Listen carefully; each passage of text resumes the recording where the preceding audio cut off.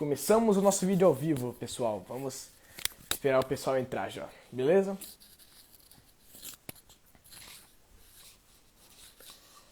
Deixa eu mandar o vídeo pro pessoal. Sérgio Dantas já entrou, seu Sérgio. A gente já vai falar com o senhor. Vamos só esperar o pessoal entrar. Adalto Silva, nosso amigo também entrou.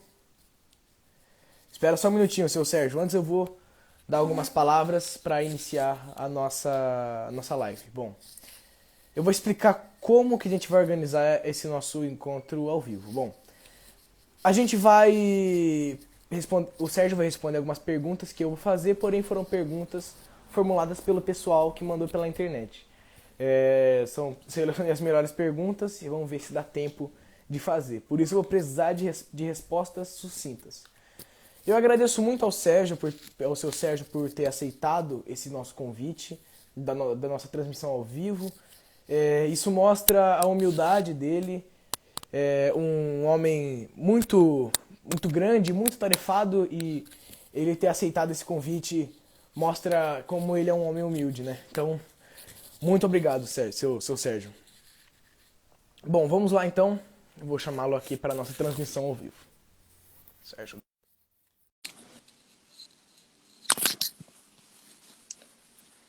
Luiz Ruben, Planeta Turismo, está aqui também. Agora sim, olá, boa noite, seu Sérgio. Boa noite, Pedro. Muito obrigado pelas palavras elogiosas, fico bastante honrado. Muito obrigado, sou grato. Bom, vamos então, eu tenho uma primeira pergunta aqui para fazer para o senhor, eu vou quebrar aqui o nosso protocolo. Bom, vamos começar essa live de uma forma que que eu me disponho a sempre pensar nisso, e você vai ser uma das pessoas de uma grande importância que eu vou perguntar isso. O que o senhor tem a dizer sobre Antônio Amaury Corrêa de Araújo? Olha, a pergunta é bastante oportuna, e eu aproveito aqui a oportunidade. O Dr. Amaury foi aquele homem que me abriu as portas quando eu comecei a fazer o estudo do cangaço. Foi um homem que conheci aqui em Natal, diga-se, numa exposição, junto com Vera Ferreira. Sim. E Dr. Amaury foi aquele homem que me deu a mão, ele fez o prefácio do meu primeiro livro, sem vaidade alguma, sem pedantismo. E na segunda vez que eu estive com ele, na casa dele, em São Paulo, ele me franqueou coisas que talvez ele não franqueasse assim tão fácil. Entrevistas importantes, fotografias. Então, hoje eu vejo o Dr. Amaury, além de ser um homem que eu tenho uma consideração muito grande, não apenas por esse motivo de ter me dado esse espaço, mas pelo conhecimento que tem. E hoje ninguém pode deixar de estudar cangaço ou estudar cangaço sem se referir às obras do Dr. Amaury. É uma obra extensa, ele teve o privilégio de ir beber na fonte, de conhecer aqueles ex-cangaceiros, aqueles ex-policiais, e inúmeras testemunhas. E aí eu friso, tirando do bolso para vir aqui para o Nordeste, né? Percorri esse sertão quando na época praticamente não existia estradas asfaltadas. Então, se é alguém que se deve dar os louros, prestar homenagem hoje, esse alguém se chama Antônio Amaury Corrêa de Araújo. O seu Amaury, eu conheci ele quando eu tinha 8 anos, e se eu não me engano ele estava com 80, né? Bem Sim. no comecinho, assim, que eu comecei a me interessar pelo cangaço, e ele foi uma pessoa que também me abriu muitas portas. O meu amigo Adalto Silva, que está aqui, que me levou para conhecer junto com o seu Amaury. Eu visitei ele outras vezes, ano passado foi minha última visita a ele, espero que tenhamos outras visitas. O seu Amaury é um homem um homem fabuloso, que eu gosto muito de conversar, me ensinou muita coisa. Pedro, só complementando a minha resposta, é um homem extremamente honesto no que colocou. Sim. Ele, mais de uma vez, ele disse, se alguém mentiu, não fui eu. Se alguém contou errado, não fui eu. Isso prova que ele, Amaury, o pesquisador, jamais colocou alguma coisa da própria consciência, criando coisas. Não, era um homem extremamente honesto nesse particular. Um homem sério, assim como o senhor. Muito obrigado. Como o senhor também no seu trabalho. Sempre que eu encontro o seu Amaury, eu converso com ele bastante. É um homem espetacular. Bom, então vamos à nossa primeira pergunta aqui. Preparado? Agora a primeira pergunta sobre os temas. A pergunta é do meu amigo Kidomir Dantas, lá de Mossoró. Grande que deu medo. O que levou um juiz de direito a se envolver com o cangaço a ponto de chegar a ser incorporado ao quadro dos membros da Sociedade Brasileira de Estudos do Cangaço, a SBEC, com sede em Mossoró? O que te levou, então, a conhecer o cangaço? Como você descobriu? Só peço que tente deixar a resposta de uma forma um pouquinho mais sucinta, porque tem bastante pergunta. Ok, vamos e lá. o nosso tempo... Bem, de começo, basta dizer que eu sou sertanejo pelos 4 lados, os meus 4 avós, tá certo? Então, eu tenho um pouquinho de sangue potiguar, um pouquinho de sangue paraibano e um pouquinho de sangue pernambucano. Então, desde, talvez assim na sua idade, eu já ouvia histórias quando eu ia para o interior da Paraíba. Meu avô era de Triunfo, então havia um manancial de histórias muito grande que ele conhecia, e meu contato se deu muito novo. Agora, não é esse contato que me fez interessar pelo assunto. A gente vai ter que pular um tempo aí para 1993, quando eu sou aprovado num concurso público e vou trabalhar no interior. Aí sim, eu tive contato com um processo contra Virgulino Ferreira e outros na comarca de Martins, que fica aqui no interior do Rio Grande. Então, esse processo, digamos assim, me despertou o primeiro interesse, tá certo? Eu tirei cópia daquilo que depois eu vim a perder, e recentemente eu consegui outra cópia da cópia, né? Eu estou trabalhando nisso agora, transcrevendo esse processo. Então, eu posso dizer que em Martins foi o meu pontapé inicial. No entanto, em 1999, que aí sim eu vou considerar, no final de 99, que foi quando eu conheci um dos homens de Nazaré, tá certo? O tenente Davi Gomes Jurubeba. Sim. E ele me empolgou tanto com aquelas histórias dele. Ele já é um homem aí de 93, 94 anos, mais ou menos, era um homem bem idoso, mas ainda conseguia empolgar com o bate-papo, com aquela entrevista que nós fizemos com ele, aquele bate-papo de quase 1 hora, devidamente gravado. E eu acredito que foi nesse momento que eu comecei a gostar. Procurei alguns livros, não eram fáceis de encontrar. O primeiro livro que veio a cair nas minhas mãos foi um livro de um, digamos assim, brasilianista, não é? O Billy Jane Chandler. Esse livro eu considero um dos melhores em termos de biografia, em termos de cruzamento de fontes.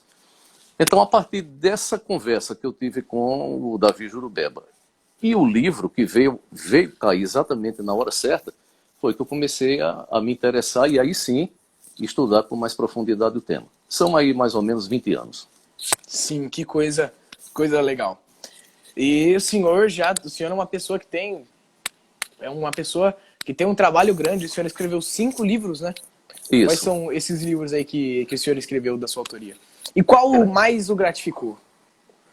Olha, eu não tinha a princípio intenção de escrever nada, mas juntando a minha vivência no interior, aquele meu contato com o sertanejo, um contato mais apurado, e aí eu morava no Alto Sertão, aqui do estado, comecei a conhecer alguns lugares que tinham referência com a passagem do bando aqui para Mossoró.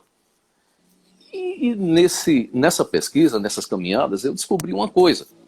Mossoró tinha uma importância muito grande, no entanto, os outros episódios também tinham. E eles precisavam ser contados de uma maneira mais detalhada. Então aí eu fui procurar pessoas de época, né? Pessoas que vivenciaram aqueles eventos. Ainda tive sorte de encontrar algumas, já bem idosas. Sim. E aí fui aos jornais, o Arquivo Público aqui, o Instituto Histórico. Consegui cópias de 2 processos, né? Um deles de Martins e o outro de Pau dos Ferros, ambos aqui no Rio Grande do Norte. Estendi um pouco essa pesquisa em direção à Paraíba.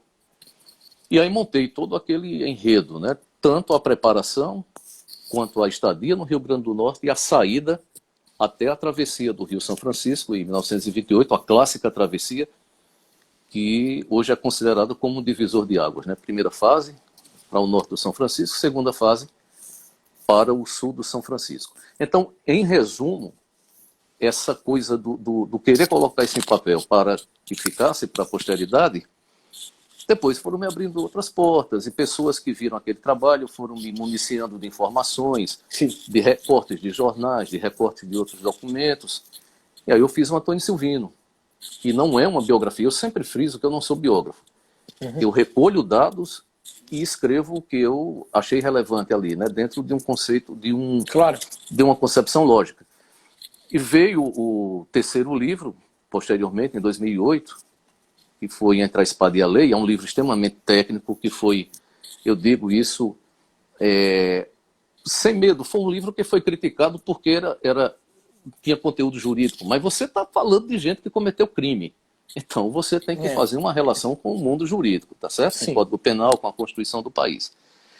Ele, na minha pressa de publicá-lo em 2008, que era o aniversário de morte de Lampião, ele foi feita uma pequena tiragem, não foi feita revisão, então ele esgotou rápido. Eu também fiz algumas doações para escolas, para bibliotecas, e ele está sendo republicado, tá certo? Eu acredito que no começo do ano a gente faz uma segunda edição bem ampliada, com muito mais coisas, sem abandonar a ideia principal, que é o olhar legal, né? O olhar da legislação sobre os atos dos cangaceiros. Veio o quarto, que é o Corisco, né? Que também, eu repito, não é uma biografia, é apenas um traçado de algumas ações de Corisco ao longo do tempo, baseadas em jornal e em entrevistas também. E, por fim, o Lampião na Paraíba, que eu considero, pelo menos em termos de escrita, de estilo literário, eu considero o melhor meu, tá certo? Que é um amadurecimento natural da escrita, você começa com mais dificuldade, você começa sem tanta facilidade de escrever, porque o meu dia a dia de trabalho é escrevendo, mas é outro tipo de escrita, uma escrita extremamente técnica. Claro, claro. E eu considero hoje, em termos de escrita, de fluência da escrita, e de maneira que prenda melhor o leitor, como um enredo, como você está contando um romance, uma história, eu considero esse Lampião na Paraíba, que foi em 2018, foi minha última publicação. Sabe, são livros, como o pessoal está falando, livros importantíssimos para o nosso estudo do cangaço. Nossa segunda pergunta é do nosso amigo Matheus Pazarão. Como o cangaço contribuiu e contribui para a cultura da região Nordeste como um todo? Olha, eu acho que o cangaço, quando eu digo cangaço, não é um movimento. Falando do aspecto cultural, o cangaço, ele foi uma coisa fabricada ao longo do tempo. Você tem que analisar que você parte de um conceito de bandido, de um conceito simples, que ele é um bandido, tá certo? A chegar hoje a ser um retrato do Nordeste. E nesse particular, eu acho que o nordestino de um modo geral, da Bahia ao Piauí, da Bahia ao Maranhão, até estendendo já que é Nordeste por um acidente, mas nós sabemos que já é mais identificado com a região Norte. Mas eu acho que o nordestino ele tem que ter mais cuidado, tem que ter mais zelo com essa própria cultura.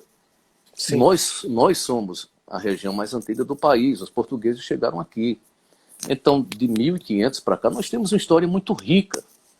E eu não sei o que é que acontece muitas vezes com o nordestino, que ele tem vergonha da própria história, muitas vezes ele metamorfoseia sotaque para parecer com alguém lá do sul ou sudeste do país. Não é verdade? Como se nós não tivéssemos uma identidade própria. Então, nós temos uma essência, nós temos uma história. O cangaceiro, ele, claro, se você age contrário ao que determina uma norma criminal, uma norma penal, você é criminoso, tá certo? Então, o cangaceiro, ele era um criminoso. Agora, você tem que se perguntar o que levou esse cangaceiro a cometer crimes, tá certo? Esse cidadão a se tornar um cangaceiro e cometer crimes. Aí sim, você vai a uma gama de estudos, você entra, você se miscui naquelas questões sociais de época, claro, para tentar descobrir. Agora, a partir do momento que você rouba, que você mata alguém, isso são figuras que estão escritas lá no Código Penal, tá certo? Não adianta dizer, não, é crime. Agora, as circunstâncias que os levaram a serem criminosos, aí vamos questionar, vamos discutir, tá certo? Então, eu penso que o cangaceiro, com essa fabricação que foi feita ao longo do tempo, talvez uma visão melhor, dizendo assim, as pessoas começaram a entender que o cangaceiro não era só um criminoso comum. Ele era alguém que, por um acaso, por um motivo de vingança, por uma situação que ele se achou injustiçado, pela situação geral de não ter uma escola, você não ter um hospital, era uma vida miserável. num sertão que não tinha sequer estrada para você cruzar. Sim. Tá na Caatinga fechada, tá certo? Cerrada. Então, eu vejo o cangaceiro como esse injustiçado que sim, cometeu crime, não vamos negar esse lado, não vamos... Essa aura de heroificação que foi construída ao longo do tempo, porque o cangaceiro, sim, inconscientemente, não havia objetivo político. Por Sim. mais que se tente impregnar, dar um viés político, não tinha objetivo político, não tinha objetivo de mudar, tá certo? Era, como Robert Baum chamava de fase pré-política, digamos assim, ok? Então, eu acho que o cangaceiro, como essa marca de rebeldia, essa marca de alguma forma, bater contra o sistema, não contra o coronelato, tá certo? Nós sabemos que Lampião tinha amizade próxima com vários coronéis importantes do sertão, mas talvez essa coisa de ser livre, de ser independente. E hoje, nós temos a figura do cangaceiro como se fosse apenas um injustiçado. Não, as duas coisas, né? Vou repetir. Era um criminoso, sim. Injustiçado, sim, mas com outros aspectos aí que tem que ser considerados. Agora, eu vejo, e eu sei que o meu amigo Kidelmi está aí assistindo, é um profundo estudioso da vida de Luiz Gonzaga, eu acho que na parte cultural, esse aparecimento de Luiz Gonzaga no cenário musical nacional, com aquela indumentária própria dele, né, aquele gibão, Sim. chapéu de couro e tal, eu acho que isso deu um vigor muito grande à cultura nordestina e levou de roldão a figura do cangaceiro como uma marca desse Nordeste, ainda hoje bastante sofrido, diga. E hoje nós não temos como dissociar o Nordeste, a figura do Nordeste, dessa figura do cangaceiro, daquele homem que era respeitado no interior, era temido e muitas vezes invejado, talvez até por essa vida livre que ele tinha, sem peia, sem dever a ninguém, tá certo? Eu vejo mais ou menos por aí. Claro, um estudo aprofundado nós levaríamos à noite aqui debatendo sobre essa questão da relação cangaceiro e cultura nordestina. Sim. Entendo. Muito boa a sua resposta. Espero que nosso amigo Matheus, que está assistindo a nossa live, tenha sanado a dúvida dele. Vamos para a próxima, então? A próxima pergunta é do nosso amigo Antônio José. Pergunta dele aqui. Por que Lampião matou tanta gente e não fez nada com seu inimigo número 1, José Saturnino? Olha, essa é uma pergunta interessante, meu amigo Antônio José, boa noite. Essa é uma pergunta interessante, porque não só com Zé Saturnino, mas também em relação a José Lucena de Albuquerque Maranhão, que digamos assim, o inimigo número 2. Há quem diga que foi uma questão de comodidade aí, né? Teria sido feito extra história, um acordo entre eles de não agressão, né? Que não houvesse mais agressão entre eles, tanto que o Zé Saturnino, o nosso inimigo número 1, ele continuou vivo muito tempo ainda depois da morte de Lampião. José Lucena também. José Lucena, ele, talvez alguns não saibam, ele chegou a ser prefeito de Santana do Ipanema, lá na região central de Alagoas. Também viveu décadas, né, além de Lampião.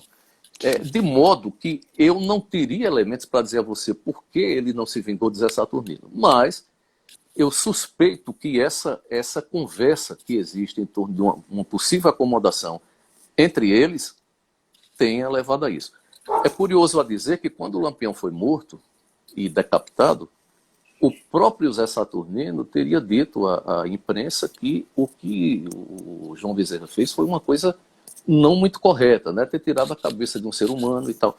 Quer dizer, eles eram inimigos entre si, no entanto, parece que não tinham perdido aquele respeito entre o ser humano que estava na oposição. Daí eu acredito, eu conheci 2 filhos de Zé Saturnino ainda, pareciam ser homens extremamente corretos, sobre que palavra e tal. Eu não descarto, veja bem, eu não descarto a possibilidade que realmente tenha havido essa composição, esse acordo por fora. No entanto, eu não tenho como provar. Essa é uma teoria, tá certo? E eu acho ela bem interessante. No entanto, eu não tenho como afirmar que foi por isso que não houve uma agressão de Lampião a Zé Saturnino. E talvez a oportunidade ele teve. Zé Saturnino, como policial em Pernambuco, posteriormente, ele chegou a sargento da polícia. Então, eu creio que a oportunidade ele teve, tá certo? Ali no município de Floresta houve combates com força de Saturnino, inclusive, salvo engano, Favela, Zé Saturnino fazia parte da tropa, eu não troquei bem certo, Uhum. Favela ou Caraíba, mas enfim. Então, oportunidade ele teve, tá certo? Se não houve, aí a gente forçosamente tem que aceitar a teoria da acomodação, né? Perfeito. Agora nós temos pergunta do nosso amigo Adalto Silva, que é um amigo meu que eu gosto muito, e uma pergunta relacionada a Corisco. Tá. Existe algum documento oficial que prove que o cangaceiro Corisco, né, Cristino Gomes da Silva Cleto, nasceu em 10 de agosto de 1907? Não, não. Assim como não tem nenhum que diga que ele nasceu em 1902. Isso aí é apenas indução, tá certo? 1902 é a data que o doutor Amauri adota, e eu adoto também particularmente, por quê?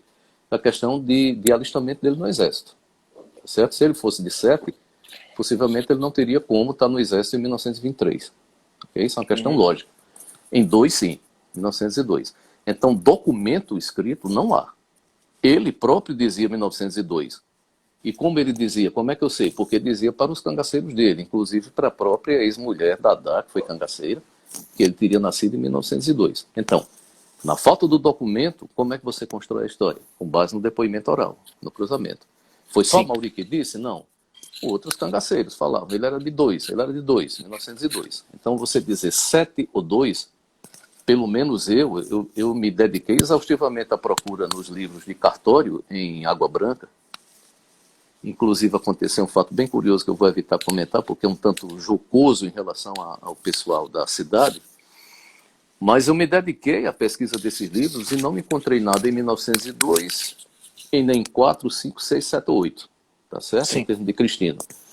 Há até quem diga que ele teria outro nome, tá certo? Foi batizado com outro nome, que o Cristino veio posterior, em um momento posterior, assim como encontrei citações a ele, o chamando de João Batista. Isso era o nome que ele usou no início da fase de Lampião, na Bahia. Ele se autodenominava João Batista. Era uma forma, talvez, de se furtar a alguma perseguição, tá certo? Então, se ele nasceu em Água Branca, em 2 ou 7, ele tinha outro nome, porque os livros foram exaustivamente pesquisados. Sim. Agora, vamos lá. Ivanildo Silveira, nosso grande amigo Ivanildo Silveira. Nosso professor. Sim, sim. Cara que eu também gosto muito. Na sua opinião, qual o destino final dos corpos de Lampião e Maria Bonita? Olha, é muito oportuna essa pergunta, porque hoje, quem vai à Grota do Angico, primeiro, incorre num erro muito sério, é achar que a geografia dali é a mesma de 1938, tá certo? Ali é um leito de um riacho. Eu não sei se você já conhece lá, creio que sim. Conheço. Passei Ali é um leito de um lá. riacho que nasce numa altura estupenda ali naquelas barrancas do rio. Então, o riacho até circulou pela internet esse ano, salvo engano, uma filmagem que foi feita lá o riacho descendo com muita força. Foi esse ano. Tá certo? Então, aquele riacho eu nunca vi pessoalmente, eu já vi aquele riacho com um pouquinho d'água, mas não tanta. E a gente vê a força daquela água em direção ao Rio São Francisco, né? Então vamos lá, vamos por parte. Os cangaceiros morreram, os corpos decapitados ficaram ali um tempo. Depois uma alma caridosa resolveu jogar cal por cima, e isso gerou um problema terrível, porque depois vieram as teorias de veneno, não sei o que, parará. E depois enterraram raso, Manuel Félix, tá certo? Um dos coiteiros de Lampião, conheci muito velhinho, ainda já meio com dificuldades de falar, mas ele garantia que ele e a família dele tinham enterrado os corpos ali. Pois bem, enterrou raso, o de Lampião, o de Maria e de Luiz Pedro, apenas os 3, os outros ficaram ali insepultos, tá certo? Então você calcule comigo. Primeiro, doutor Amauri, que foi aquela grota bem antes de mim ou de você ir lá, doutor Amauri disse, me parece que essa terra aqui do Leito Riacho era mais alta, tá certo? Pelo menos era o que ele dizia. Hoje tem muita pedra. Outra foi Silas tem pedra demais hoje em dia. E essas pedras apareceram do nada? Não. A água em rodão descendo vai levando areia, vai cavando naturalmente o leito do riacho. Se assim acontece, como é que você pode esperar hoje, há quem caia nessa inocência, de achar que vai encontrar naquele leite de riacho algum osso? É. Tá certo? Primeiro, naturalmente, pelo processo de putrefação do corpo, você vai atingindo um estágio que ele incha, depois ele desidrata, vai ficando aquela pele praticamente colada no osso até que começa a se romper em pedaços, ok? Isso assim, a grosso modo, usando conceitos aqui de medicina legal. Então, você, em 1938 para cá, quantos anos nós já temos? 92, correto? Correto. 82, é isso? 82, Passa, é. 82. 88, Foi bem. certo. Então, você calcula esses anos todos, tendo enchentes sucessivas, essas enchentes levando o que encontravam pela frente. É um absurdo você ver um rio no sertão. Quem é do sertão sabe do que eu estou falando aqui, o amigo Kidelmi, que está aí assistindo, sabe disso. O rio, quando desce, ele desce com muita velocidade, ele leva árvores, amigo. Tá certo? Pois é. O que dizer de um corpo seco? Ele vai levar de roldão. Então, se alguém quiser procurar osso, certamente não vai ser na grota, vai ser bem mais abaixo, talvez até no leito do rio.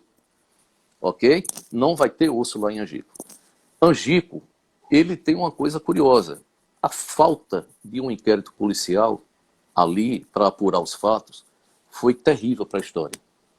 Porque essa falta de inquérito policial, essa falta de colheita dos testemunhos ali de pessoas, de poiteiros, de ex-cangaceiros, de policiais, poderia ter construído toda a história via inquérito e evitava os disparates que têm aparecido hoje, né? Você tem uma ideia, Lampião, ele foi morto ali em 38, no entanto, deram conta dele depois em Goiás, em São Paulo, na Paraíba, ou seja, era um ser onipresente, tá certo? Sim. Ele não morreu, no entanto, ele era 4 ou 5, ele aparecia em vários lugares, em Caruaru, né? Vendendo gado em Campina Grande, recentemente apareceu em Pão de Açúcar, né? Mas nem fotografia dele apareceu, só a história, né? Meio solta. Só o boato. Só o boato. Então, eu pessoalmente, Sérgio Dantas, eu digo, os corpos desceram rio abaixo, riacho abaixo e possivelmente rio abaixo, se lá chegaram, né? Se chegaram na margem. Os corpos que não foram enterrados? Todos. Os corpos que não foram enterrados. Mesmo todos. os que foram enterrados muito raso, não foram 7 palmos, tá certo? Bem rasinho, uma camadinha de areia. Então, sim, ali não encontra mais nada. Se você procurar, talvez, pronto, uma coisa que você pode encontrar ali, talvez com um detector de metal, seja alguma casca de bala. Em alguma fenda de rocha ali que não foi empurrada pelo rio. Mas teve gente que encontrou fuzil uma vez, né? Eu acho muito difícil, mas teve gente que conta isso. Tem gente que conta de tudo. Ah, sim, é um campo vasto. Eu sempre digo isso. O cangaço, ele se tornou, e principalmente esse episódio do Angico, é importante que se diga isso. Todos aqui sabem que Lampião foi cangaceiro em torno de 1918. Então, se ele é morto em 1938, você vai ter 20 anos de vida como cangaceiro, tá certo? Mais ou menos 10 anos ao norte do São Francisco, mais ou menos 10 anos ao sul do São Francisco. Nesse íntere, você vai ter uma série de eventos, de episódios importantes. Você vai ter na primeira fase combates imensos que não se repetiram na segunda, salvo Maranduba. Sim. Foi um combate de proporções enormes, né? Morreu muita gente. Mas você tem aqui na primeira fase, vai ter Serrote Preto, um grande combate de fevereiro de 25. Você vai ter Serra Grande, em novembro de 26. Você vai ter combates intermediários, como Tenório, Gavião, tá certo? Mas criou-se um fetiche em relação ao Angico que 20 anos parecem nada comparado com 20 minutos. E com muita boa vontade você vai dizer 20 minutos lá no combate de Angico, se é que houve combate, tá certo? Um episódio de Angico. Então as pessoas precisam entender que Lampião não é Angico, Lampião é um todo. E para entender Angico, você vai ter que começar lá embaixo, lá no Riacho, na Passagem das Pedras, lá no Riacho de São Domingos. Você vai ter que começar lá, vai ter que começar a acompanhar o nascimento, o crescimento dele, as questões que ele viveu com Zé Saturnino e com a vizinhança, com a família Nogueira, a passagem dele pelo bando de Senhor Pereira, o primeiro assalto dele sozinho, lá em Água Branca, como chefe sozinho, que eu digo, como chefe de grupo, né? Que o Senhor Pereira o delegou para isso. Sim. E aí, evoluindo o estudo, para assim chegar ao episódio de Angico e entender a contextualização de Angico, para não tornar esses 20 minutos como o mais importante de um reinado de 20 anos, tá certo? Então, para resumir, e voltando à sua pergunta, eu creio fielmente, piamente, que esses corpos não estão mais ali, nenhum osso. Eles, volto a dizer, desceram pelo riacho e possivelmente depositaram alguns desses ossos lá já no leito do Rio São Francisco. De lembrar que, só para concluir, analisar geograficamente o local. Lembrar que naquela região não existia a hidrelétrica de Xingó e nem todas as outras antes dela. O rio corria com muita força ali, uma violência tremenda. Sim. Então, se algum osso desse chegou ao rio, que é possível que sim, pode ficar certo que não vai achar, tá? Porque foi enterrado. Não vamos levar Angico, a geografia do Angico, que é a geografia de toda a região onde fica a grota do Angico, como hoje. A gente está falando de 1938, ok? Pois é. Então vamos analisar a coisa. Pela lógica, os ossos, nenhum mais ali. E outra pergunta do Ivanildo. Por senhor, Lampião morreu mesmo pelo tiro que foi dado por Panta de Godoy, supostamente por Panta de Godoy, ou foi por outro motivo? Pelo tiro que Panta deu, possivelmente na cabeça, pelo suposto tiro. Olha, você dizer quem atirou em Lampião é um devaneio, eu acho. Tá certo? Eu conheci daquela volante do aspirante e depois tenente Ferreira de Melo, depois acho que chegou até a coronel da polícia, eu conheci Antônio Vieira, conheci José Panta, tá certo? Sim. Então, nenhum dizia diretamente, foi fulano que atirou. Vinham todos pelo riacho. Isso é uma coisa curiosa, porque já apareceram algumas versões ultimamente, que vinha policial lá por cima da grota, outros vinham não sei aonde, então tem aparecido umas versões meio estranhas por aí, mas sim, pelo menos o que eu li já em jornal, li em outros livros, já conversei com outras pessoas que conheciam aquilo, inclusive o próprio Manuel Félix, que eu já lhe falei, e o Duval Rodrigues Rosa. Então, você entende o quê? Que todos os policiais daquele pequeno grupo que foi formado pelo aspirante Ferreira de Melo subiram o riacho. E eles foram atirando. Recentemente, uns dias atrás, eu vi uma foto que foi postada aí na internet, uma foto que supostamente seria inédita, mostrando uma pedra pontuda, aquela bem característica lá da Grota do Angico, porque o Lampião caiu bem perto dela, ela fica, você olhando de cima, como você desce do Alto das Perdidas, você olhando de cima, essa pedra vai estar à direita, a pedra com a cruz vai estar à esquerda. Naquele meio, entre as duas, foi mais ou menos o local que Lampião caiu, tá certo? Então, você tem uma teoria que diz que o tiro veio lá de cima. Confrontando com essa foto que apareceu recentemente, a teoria cai por terra, porque do jeito que ele caiu ali, dá a impressão que a tropa realmente vinha do riacho, o tiro partiu do riacho, não lá de cima, senão ele tinha caído para o outro lado. Ok? Questão aí de lógica. Eu não acredito nessa história de Sandes. Você sabe que logo depois do episódio Angico, poucas horas depois, já se começou a propalar em Piranhas que quem teria dado o tiro tinha sido fugindo o nome dele agora, que foi morto, o Noratinho, que ele foi morto na década de 60. Sim. Tá certo? E curioso que ninguém contestou essa versão, né? Pois é. Nem o Sandes. Nem o Sandes, que estava ali no mesmo grupinho de Ferreira de Melo. Então, o Noratinho, ele cristalizou essa versão que tinha sido ele. Mas o próprio Panta dizia, na situação que nós estávamos ali, com pouca luz, não tinha como dizer que foi eu, ou foi fulano, ou foi cicrano que atirou e veio atingir Lampião. No entanto, ele fazia ressalva, foi alguém que estava naquela tropa ali, que estava dentro do riacho. O riacho, se você pegar uma foto que tem na noite ilustrada, você vai ver lá o alto, aquele que eu chamo capote da grota, né, em cima daquela fenda. Sim. Você vai ver as matas de macambira que tem ali, totalmente cerrada. Não tinha como alguém caminhar lá em cima. Ok? Muito menos amarrado um no outro. Que é uma das teorias que apareceram recentemente. Então, eu não tenho como afirmar. Foi cicrano, foi fulano que atirou. Mas com base nos policiais que eu conheci o Elias também, que foi da tropa do João Bezerra, ninguém atribuiu a A, B ou C a autoria desse disparo. Tá certo? Não tem, inclusive, aí volto a dizer, a falta do inquérito com uma perícia. Sim. É muito grave aí, porque essas teorias nascem exatamente por falta de um documento oficial, de um pronunciamento oficial por parte do governo. O governo aí, lê-se a polícia, que é um órgão do governo, que tivesse dado, pelo menos para a posteridade, e deixasse para hoje, que nós que gostamos do assunto, ter elementos suficientes para dizer, foi fulano. tá certo? Então eu Sim. não acredito muito, olha, não acredito de forma nenhuma nessa versão que a mim me parece extremamente fantasiosa do Soldado Santos. Perfeito. Agora uma pergunta do nosso amigo, escritor, pesquisador também, que sempre encontro lá em São Paulo e nos congressos da vida, o Luiz Ruben. Ele perguntou: a história absolverá Saturnino? Já aqui boa noite para o nosso amigo Luiz, pessoa que eu tenho uma grande consideração. Depende do ponto de vista, tá certo? Eu acho que hoje nós temos duas correntes bem visíveis no estudo. Uma que é pró-Lampião e outra que é pró-Saturnino, como tal, pró-Volante. Vai depender do ponto de vista que você usar. Sim. O próprio Saturnino, ele chegou a afirmar isso em entrevista,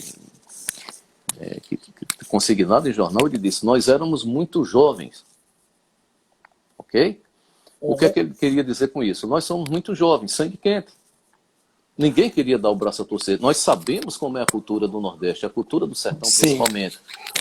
O machismo exacerbado, as provas de valentia, não é? O destemor típico do Sim. nordestino, que Claro. vamos dizer, não tem medo nem de onça braba, né? Você imagina um bicho homem. Então eu acho que a coisa da juventude, o sangue quente, sem conseguir dialogar, entendeu? Gerou isso aí. Dizer que não, é porque Cornélio Soares, não sei o que, só facilitou para Saturnino. Não necessariamente. Tá certo?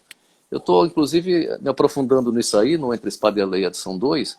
Eu não sei se Cornélio ele facilitou a vida assim para Saturnino, até porque, para quem não sabe, Cornélio era padrinho de Levino. Levino, irmão de Lampião, ok? Então não sei se ele tinha interesse de facilitar a vida para Zé Saturnino. O que pode dizer é que Zé Saturnino, sim, quebrou o acordo, foi a Nazaré, gerou uma confusão que depois não teve retorno. Aproveitando essa pergunta, eu me lembrei de um detalhe interessante. Um dos primeiros combates pesados entre Lampião e Zé Saturnino vai acontecer exatamente no pé da Serra Vermelha, ok? No entanto, o local é vendido ali na região de Serra Talhada com umas pedras que tem lá na Fazenda Pedreira, que nós sabemos que não é lá, é mais fácil de chegar. Talvez por isso que seja vendido como tal. É mais fácil de chegar, porque chegar no pé da Serra Vermelha, meu amigo Ivanildo Silveira aí sabe disso, não é fácil, tá certo? Então, voltando à pergunta do Luiz Ruben, eu acho que se for absolver, acaba absolvendo os dois. Pela juventude, pelo ímpeto, pelo sangue quente, pela prova de masculinidade, pela prova de valentia. Eu acho que, honestamente, todos os dois tiveram culpa naquele imbróglio todo que acabou atirando o Virgulino na senda do crime. Eu acho que ambos tiveram culpa aí na história. Ninguém queria ceder, tá certo? E acabou gerando aí o famoso Lampião, que hoje é conhecido, inclusive, internacionalmente. Isso é o que eu penso. Bom, agora a pergunta do nosso amigo Jairo Costa, lá da cidade do Rio de Janeiro. Por que não houve confronto de Lampião e a Coluna Prestes? É outro ponto polêmico que eu acho, tá certo? Há quem diga que houve, há quem diga que não houve. Uma corrente diz que houve sim um breve combate antes de Lampião chegar a Juazeiro. Do ponto de vista cronológico, pode até ser.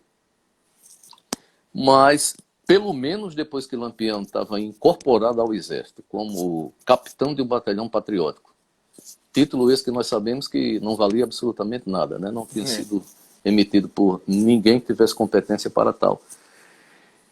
Eu, particularmente, veja bem, é minha opinião respeitando a dos outros. Eu não acho que houve combate entre Lampião e Prestes. E se houve, foi apenas essa escaramuça antes dele chegar a Juazeiro.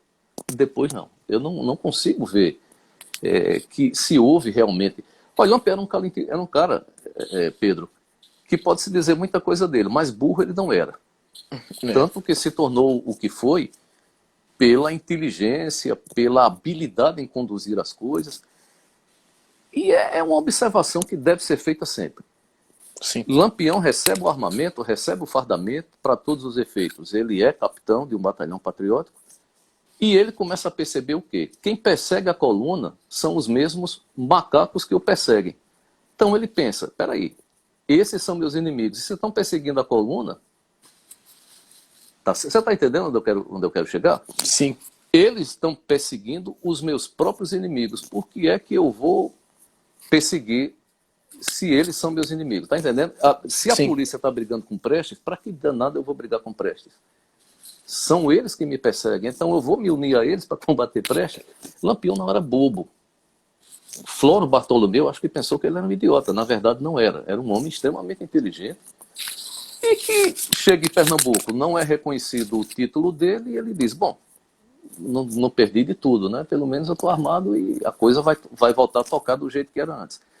Eu sempre vejo dessa forma. Ele percebe que a coluna Prestes, na verdade, não tinha inimigo dele ali. Né? O inimigo dele era a polícia que estava perseguindo a coluna Prestes, para arredondar o meu raciocínio. Justamente. Então, se você perguntar a mim, pessoalmente, se eu acho que houve um combate entre Lampião e coluna Prestes, a minha resposta é não. Sim. Ok? Claro, claro. Agora vamos aqui. Tem uma pergunta minha. Na sua opinião, qual foi a maior ação de Corisco? Falando sobre Corisco, qual foi a maior ação dele na Olha, sua opinião? Corisco tem uns episódios bem sangrentos na vida dele, mas parece que, da mesma forma que eu falei há pouco tempo sobre a questão Angico em relação a Lampião, nós vamos ter a questão Fazenda Patos, ou Lagoa dos Patos, em relação a Corisco. Uhum. Talvez pelo número de mortos, a Fazenda Patos, ela dê assim uma ideia que foi o auge Mas se você analisar, existiram outras coisas. Corisco se tornou primeiramente conhecido no combate de abóbora. Foi em 29. Olha, de 29 para 38, um bocado de ano, né? Corisco vai aparecer nas páginas do jornal aí. Até o jornal, salvo engano, à tarde, agora estou em dúvida se é à tarde ou Diário de Notícias, ele questiona. Lampião comandou o grupo? Não, quem comandou o grupo foi Corisco. Tá certo? Foi ele quem deu retaguarda, foi ele quem lutou. Sim. Corisco vai começar a aparecer aí.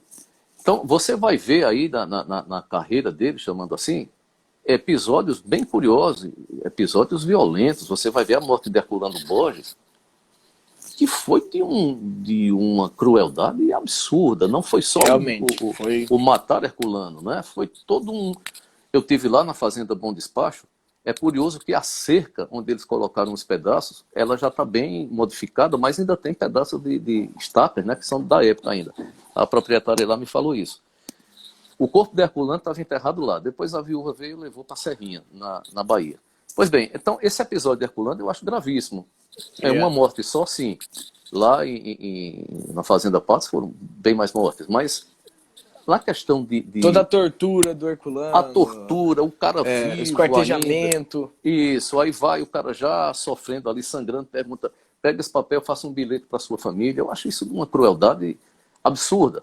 Ele tinha os motivos dele em relação a Herculano, não vamos discutir isso, tá certo? Mas a forma absurda como ele cuidou do Herculano, né, foi um negócio extremamente cruel. E nós vamos aí sim... Você veja, teve aquele massacre posterior da família Alves, lá em Alagoas, depois da morte dos 4 cangaceiros ali, né? O Medalha, Suspeita, Fortaleza e Limoeiro. Isso. Limoeiro. Aqueles 4 cangaceiros, houve uma matança indiscriminada na sequência, por isso que eu estava lá, com o Lampião. Mas...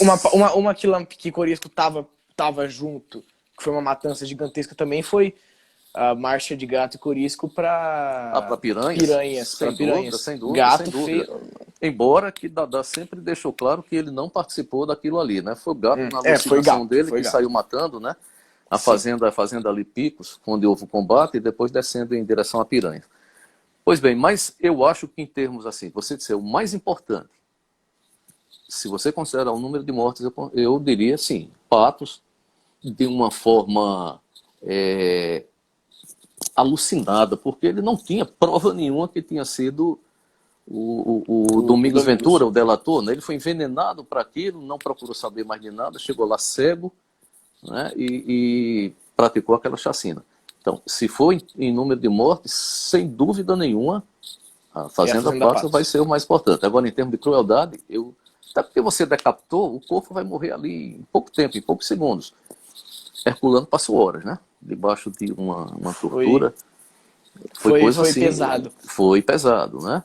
É curioso, Pedro, que a estradinha que liga o distrito de Pilar, Caraíba Metais, a Santa Rosa de Lima, ainda é a mesma estradinha de época, um pouco mais larga, mas é a mesma Sim. estradinha, tem lá a cacimba, onde ele tinha ido pegar água, né, o Herculano. Para quem puder ir, tiver condição de ir lá, o local vale a pena ir. Do ponto de vista histórico, é bem interessante. Sim. Bom, agora uma pergunta anônima, né? Que tem algumas perguntas anônimas. Durante todos os seus anos de pesquisa do cangaço, soube de algum caso de alguma mulher que teve a orelha cortada para tirar o brinco? Nunca, nunca. Isso aí me parece folclore e, de Assim alguma como o forma, Lampião jogar a criança pra cima e a parar com o isso, a punhal. parar em Rádio Punhal. Circulou até um vídeo, montagem um dia desses aí, com cenas do filme Deus e o Diabo na Terra do Sol, né? De uma forma bastante direcionada, enfim. Olha, nunca ouvi Inclusive, falar.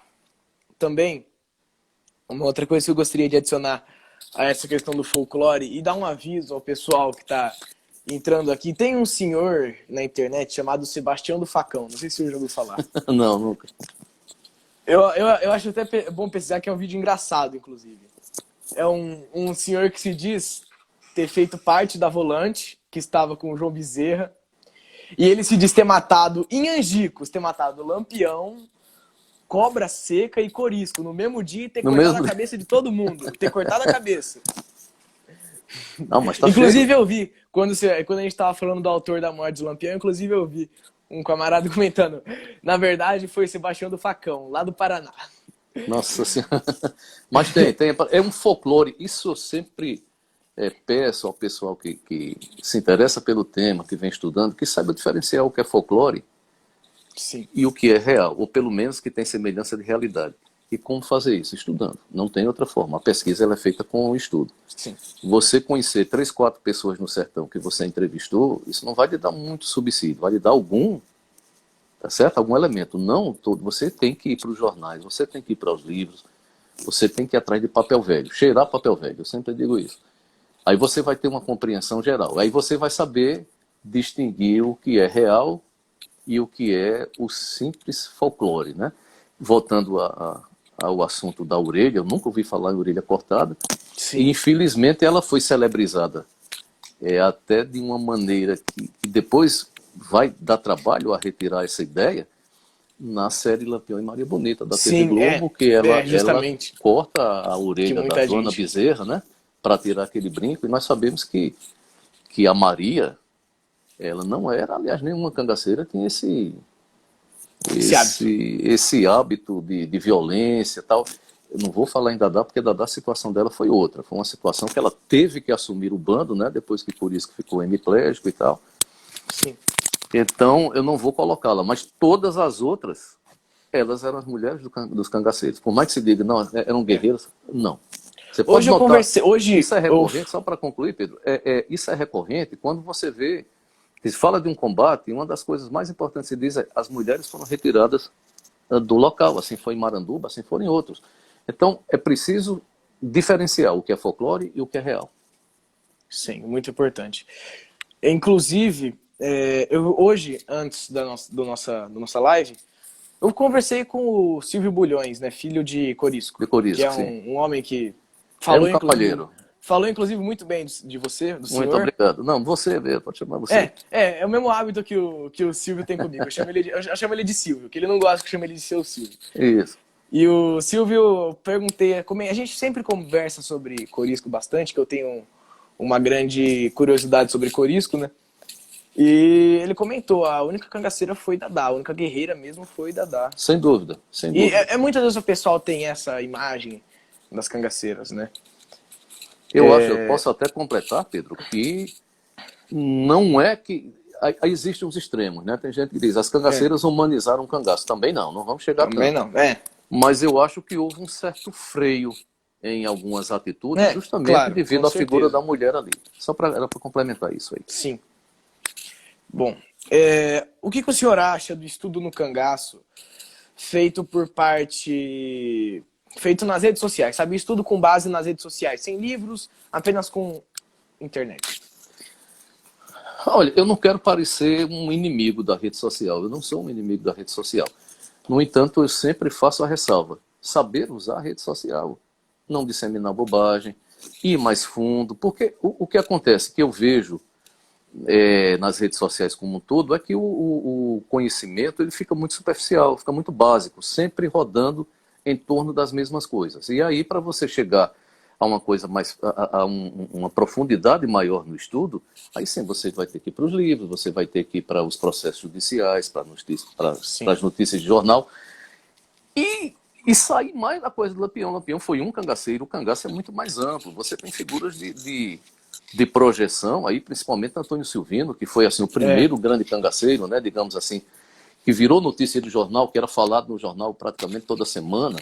Antes dele, você vai ter outros, aí o Jesuíno Brilhante, que foi nosso aqui, do Rio Grande. Lucas da Feira, Cabeleira. Lucas da Feira, que é considerado o primeiro Cabeleira, que é muito antigo. Aí você vai ter Adolfo Meia-Noite, Antão Godet e tantos outros que ficam à margem da história devido a esse, digamos assim, esse fetiche em torno da figura do Lampião. Lampião foi o maior, não resta dúvida, o maior cangaceiro. Mas a história do cangaço como um todo, ela vai começar muito longe, tá certo? Para você dizer, não, o cangaceiro era um bandido rural, ele andava em grupo, sim, mas talvez não usando o nome cangaço, você ia ver que tinha esses bandos nômades pelo sertão há muito, muito tempo atrás. Isso aí é assunto que a gente ia se demorar muito, mas pode ter certeza que essa coisa de Lampião você tem que associar aí uma mídia muito mais ampla. Você tinha jornais e mais jornais na época do Lampião, e ele era um cara que gostava de expor a figura dele, né?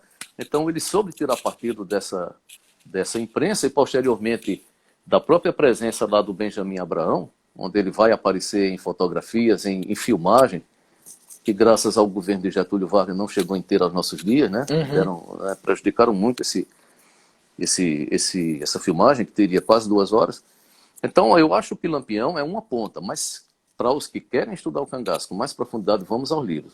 Deixar um pouco a rede social, esquecer um pouco o ego, que o ego tem prevalecido muito, sabe? Sim. É a questão do eu vou me projetar, eu sou bom nisso e não abrir um livro. Não é por aí que a coisa vai funcionar. Eu acho que a rede social ela tem que ser usada com sabedoria, com responsabilidade. Mas tem aparecido muito factoide, e esse factoide é ruim para a história. Justamente, tem muita mentira que é disseminada na internet sobre o cangaço e as consequências, né? Nunca são boas, né? Sim, sim. Por exemplo, essa do Sebastião do Facão, que caiu muita gente nesse conto aí. Sim. E várias outras. Mas sabe, a gente sempre tem que procurar, quando a gente, por exemplo, quer trazer para a internet, a gente traz o nosso conhecimento. Por exemplo, com essa live, o senhor está mediando aqui para o senhor passar todo esse seu conhecimento gigantesco, uma partezinha para todo mundo aqui. Então, seu Sérgio, apenas tenho a agradecer por toda essa oportunidade que o senhor Eu que agradeço, trouxe. Pedro. Eu que agradeço, fico bastante honrado. Nossa live está chegando ao fim. Eu sempre que o senhor precisar de qualquer coisa, pode falar com a gente. Mas muito obrigado mesmo. O senhor foi uma pessoa que o Silvio me falou. O Silvio falou que você é uma pessoa um cavalheiro, um homem muito gente boa, e agora está provado aqui. Tá, muito obrigado, Pedro. Muito obrigado. Sou muito grato pela nossa live. Suas considerações finais. É isso. Só eu reforço isso que eu falei agora há pouco, sobre a rede social. Ela é interessante, o conhecimento audiovisual é bem interessante, a fotografia é interessante, mas a profundidade, ela transcende isso aí. Ela vai sim pedir, ela vai desafiar um estudo sistemático das coisas. Os livros, mesmo os livros que não tenham aquele conceito técnico de livro científico feito com metodologia científica, mas ele vai trazer algum subsídio para você no final das contas. Então, para mim, todos os livros são importantes. E aí, hoje você tem sites aí abertos com notícias de jornais, principalmente a Biblioteca Nacional, que está aí disponível para quem quiser pesquisar. Sim.